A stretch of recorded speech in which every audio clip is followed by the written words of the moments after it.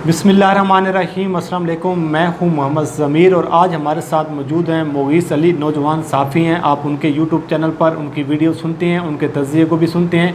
तो आज हम उनसे जानने की कोशिश करेंगे कि वक्त के साथ साथ जो हुकूमतें होती हैं वो कमज़ोर होती जाती हैं, लेकिन जो अपोजिशन होती है वो मजबूत होती जाती है। लेकिन पाकिस्तान में इस मरतबा जो ख़ास तौर पर वज़ीर-ए-आज़म इमरान खान साहब की हुकूमत है और ये जो हुक्मरानी का एक दौर चल रहा है, इसमें ये जो मामला है कुछ उल्टा नज़र आ रहा है। तो मुगीस साहब, आपका वक्त देने का सर बहुत शुक्रिया।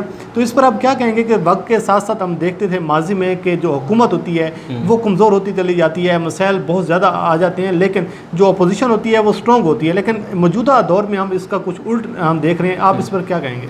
ज़मीर भाई, बहुत बहुत शुक्रिया। और इस्लामाबाद की ठंडी हवाओं में आपको खुश आमदीद। आप काफ़ी दिनों से यहाँ पे मौजूद हैं और आपने जैसे देखा है कि जैसे आपने बिल्कुल सही बात की है कि वक्त के साथ साथ जो है वो हुकूमतें कमज़ोर हो जाती हैं। लेकिन यहाँ मसला सिर्फ ये है कि यहाँ पे जो अपोजिशन है ना वो एक पेज पर नहीं है।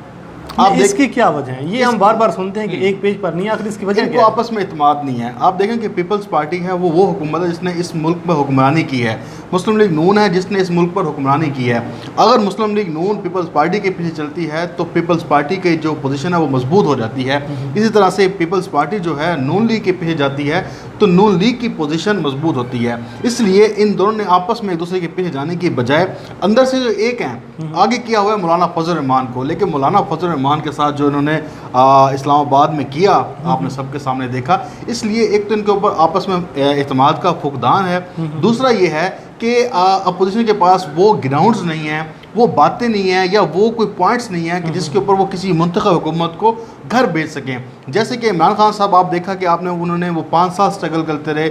वैसे तो 22 साल है, लेकिन नवाज शरीफ के खिलाफ जब पनामा पेपर्स आया तो फिर इमरान खान साहब के पास मजबूत ग्राउंड्स थी जिसकी वजह से उन्होंने हुकूमत को कमज़ोर किया और करप्शन की बुनियाद पर घर भेज दिया। इस हुकूमत के पास, इस अपोजिशन के पास ऐसी कोई ग्राउंड्स नहीं है कि वो हुकूमत को कमज़ोर कर सकें। लेकिन आप देखें कि इधर इमरान खान साहब जो अपनी हुकूमत को साथ लेकर चल रहे हैं वो दिन ब दिन मजबूत होते जा रहे हैं अपनी कारकर्दगी की बुनियाद पर और अपनी उन चीज़ों को जो सही करते हुए आगे लेकर जा रहे हैं जो आइंदा आने वाले 3-4 सालों में आप देखेंगे। अच्छा, मुगीस साहब ने एक बात की है कि इमरान खान साहब वक्त के साथ साथ अपनी हुक्मरानी को मजबूत करते जा रहे हैं, जो इक़्तिदार है उनका।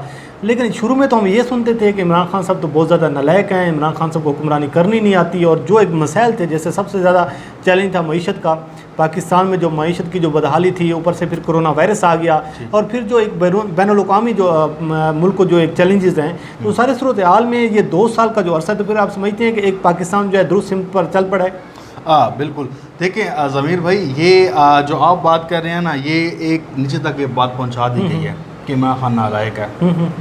हमारे मीडिया ने बड़ा अहम करता है। ठीक है, इसमें जो फेक न्यूज़ और उन पेड प्रोग्राम्स और उन पेड एंकर्स जिनका जीना मरना इस हुकूमत के साथ था, जिनका प्राइम मिनिस्टर ऑफिस में आना जाना मुफ्त था, जिनके जहाज़ों में दौरे लगे हुए थे, जिनके खाबे उड़ते थे, उन्होंने आपको ये बताया कि ये हुकूमत नाअहल है, ये चल नहीं सकती। ठीक है, अब देखें कि अब अभी फिच ने, जो इंटरनेशनल रेटिंग वाली एजेंसी है, उसने पाकिस्तान की जो रेटिंग है उसको मजबूत करार दिया है और पाकिस्तान की मईशत के बारे में अच्छा उसने पैगाम दिया है। इस तरह मोडीज़ हैं, इस तरह से आपकी ब्लूमबर्ग रिपोर्ट दे रहा है, वो कह रहा है कि आप बेहतरीन तरीके से जा रहे हैं। इस तरह जो माशी इशारे हैं, IMF ने आपकी तारीफ़ की है, सिर्फ उन्होंने कहा कि कोरोना की वजह से कुछ मसाइल पैदा हुए हैं, उसके अलावा कोई मसला नहीं है।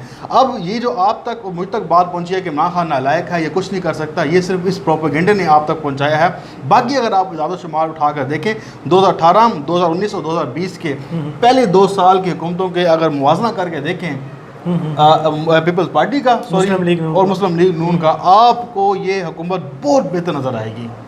तो फिर ये पंजाब में हम शोर किस हवाले से सुनते हैं कि जो बुज़ार हैं वो आज जा रहे हैं, कल जा रहे हैं, परसों जा रहे हैं, और जो अब आज इमरान खान साहब जो एक एंकर हैं, GNN पर प्रोग्राम भी करती हैं, वो एक बड़ा माहौल बना रहे हैं। आज भी उन्होंने एक वीडियो किया है कि इमरान खान साहब को मिस इन्फॉर्मेशन दी गई है उस्मान बुज़ार की करप्शन के हवाले से। जो रात उन्होंने एक बात की है कि उस्मान बुज़ार साहब के हवाले से मैंने इदारों से रिपोर्ट ली है, तो उनका कहना है कि उस्मान बुज़ार साहब पर कोई इस किस्म का जो इल्ज़ाम नज़र नहीं आ रहा।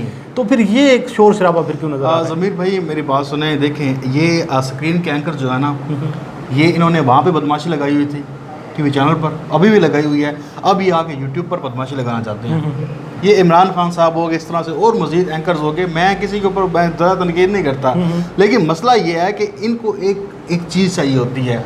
अब मुझे बताएं, इमरान खान साहब ने साफ लाउड एंड क्लियर कहा है मैसेज दिया है कि भाई उस्मान बुज़दार की मैं IB से रिपोर्ट लेता हूँ। हाँ बिल्कुल, उन्होंने ये ISI भी रिपोर्ट देती होगी, स्पेशल ब्रांच भी देती है। IB तो एक इमरान खान के साहब के अंडर है ना, जो उनको डायरेक्ट फ़ौरन से पहले बचा देती है, उनका काम ही यही है। लेकिन आप देखिए कि उस्मान बुज़दार के ऊपर उन्होंने कहा कि मजाक है ये सारा कुछ, ठीक है। उसके बाद यह है कि जो इमरान खान साहब एंकर जो अपना इल्ज़ाम लगा रहे हैं, वो इस तरह से एक उन्होंने अपनी दुकानदारी लगाई हुई है, अपनी दुकानदारी चमकाने के लिए आप एक बात पे अड़ गए हैं। उन्हें अगर उस्मान बुज़दार इतना ही गिल्टी होता तो वो उसे डेफेमेशन का नोटिस क्यों भेजता? अदालतों में है मुकदमा, आप खुद ही जज बन के हैं, खुद ही आपने, अगर आपको इतना मसला तो जाए अदालतों में जाए ना। हाँ बिल्कुल सही, आप दे सबूत वहाँ पर, आपके पास आप मीडिया पे बैठ के आप 2 वीडियो करके 3 वीडियो करके उस्मान बुज़दार ये कर दिया वो कर दिया, बताएं इसके अलावा आप क्या करते हैं? सर जी ये इन्होंने वहाँ पे जैसे दुकान चमकाई हुई थी, यहाँ पर भी लोगों को समझना चाहिए। लोग समझते हैं कि शायद इमरान रियाज जो एंकर है वो बड़ा अच्छा काम कर रहा है, वो ये कर रहा है वो कर रहा है, लेकिन भाईजान वो आपको डैमेज कर रहा है। उसके बाद अच्छा क्या मोगी साहब, एक और इशू है जो बड़ा एक हॉट इशू बनता जा रहा है, सबसे ज़्यादा इस टाइम कराची का जो मसला है, वहाँ की आवाम जो सफ़र कर रही है और जिस तरीके से आप देखें वहाँ पर पानी का मसला है, के इलेक्ट्रिक की बदमाशी है, और उसके साथ साथ वहाँ पर गवर्नेंस के बहुत ज़्यादा मसाइल हैं। आज एक असद उमर साहब ने भी ट्वीट किया, इससे 1-2 रोज़ कबल आपकी भी नज़र से ये खबर गुजरी होगी, कमरान खान साहब ने एक ब्रेक की थी खबर कि कराची के हवाले से पीपल पार्टी, MKM और तहरीक इंसाफ की हुकूमतों को बिठाकर बड़े इदारे ने, और उन्होंने कहा है कि जी कराची की आवाम के लिए और इसके लिए आप तमाम तरह जो सियासी इख्तलाफात हैं ये ख़त्म करके कराची को डिलीवर करें। तो आज असद उमर ने भी कहा है कि एक कमेटी बना दी गई है। आपको लगता है कि आप पीपल पार्टी की जो कराची से वाक़ई छुट्टी होने जा रही है और जो कराची के जो मसाइल हैं ये हल हो जाएंगे? ज़मीर भाई बड़ा ज़बरदस्त और बड़ा ही अच्छा पॉइंट आपने उठाया। भाईजान बात यह है समीर साहब के पीपल्स पार्टी आउट नहीं होगी, बल्कि पीपल पार्टी नून पाकिस्तान तहरीक इंसाफ और MKM को अलग कर देगी कराची से। ये कभी काम नहीं करने देगी आपको, चाहे आपका डंडा हो, चाहे फौज आ जाए, चाहे जो आ जाए। भाईजान ये कैसे जाने देंगे कराची को अपने हाथ से? नहीं तो फिर ये शोर क्यों मचाया जा रहा है कि जो वफाक है वो मुदाखलत कर रहा है? अब तो वफाक चाह रहा है, वफाक चाहता है कि यार कराची से पाकिस्तान तहरीक इंसाफ ने बहुत सारी सीटें ली हैं। हाँ, पहली दफ़ा लोगों ने एक अल्ताफ हुसैन को रिजेक्ट करके इमरान खान साहब की तरफ देखा है।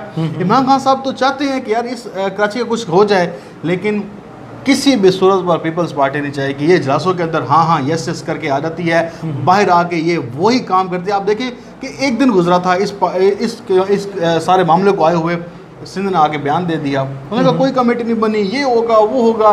सर जी बात यह है कि इनके ऊपर पूरा डंडा होना चाहिए। मैं तो कहता हूँ कोई ऐसा सिस्टम मैकेनिज्म हो कि पूरी अथॉरिटी वफाक के पास हो।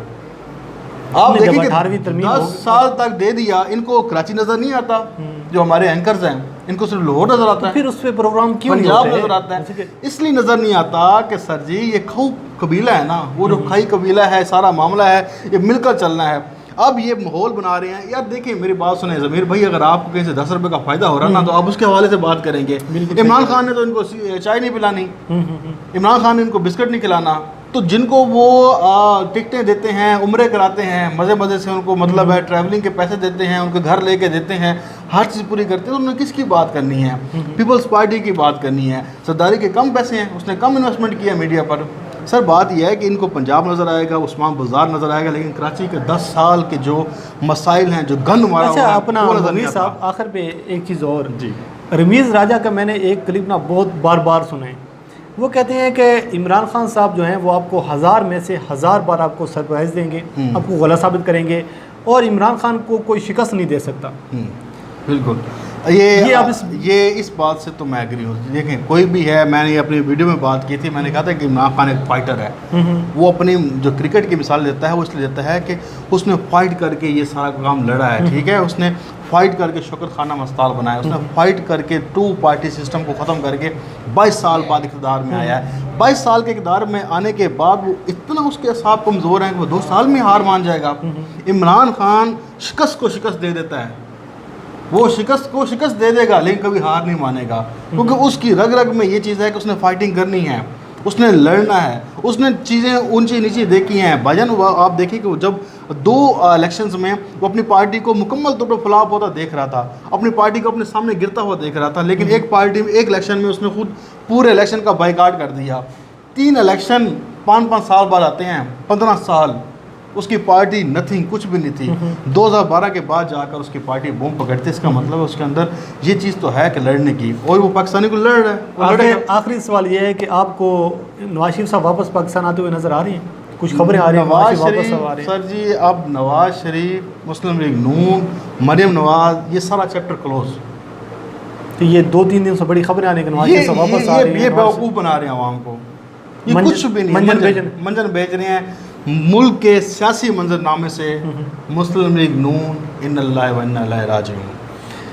मुगीस साहब, आपका वक्त देने का बहुत शुक्रिया। बहुत सारी चीज़ें ऐसी थी जो मुगीस साहब ने आपके सामने खुलकर उन चीज़ों पे अपना तज़किया दिया, और ये बात बिल्कुल वो सही कह रहे हैं कि इमरान खान साहब एक फ़ाइटर हैं, और इमरान खान साहब को जो शिकस्त है वो इसलिए नहीं हो सकती कि इमरान खान साहब जो हैं वो जंग लड़ना जानते हैं, वो करप्ट नहीं है। और कल भी उन्होंने बड़ी ज़बरदस्त बात की है कि जब मैं खुद पैसा नहीं बनाता तो मैं किसी और को पैसा नहीं बनाने दूंगा। बहरहाल ये जो सियासी मंजरनामा है बड़ी तेज़ी के साथ पाकिस्तान में तब्दील हो रहा है, हम उससे आपको आगाह करते रहेंगे। अल्लाह करीम आपका हामी नासिर हो।